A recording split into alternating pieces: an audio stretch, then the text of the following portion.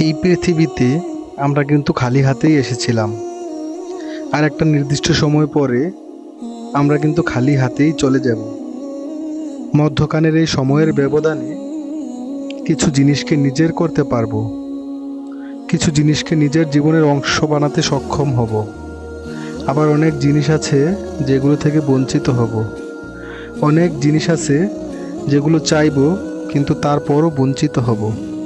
কিছু অপূর্ণতা থাকবে, কিছু পূর্ণতা পাবে, কিছু পাওয়ার আকাঙ্ক্ষা আমাদেরকে একটু হলেও কষ্ট দেবে।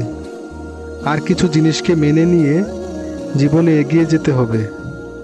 হ্যাঁ, কিছু জিনিসকে মেনে নিয়ে জীবনে এগিয়ে যেতে হবে।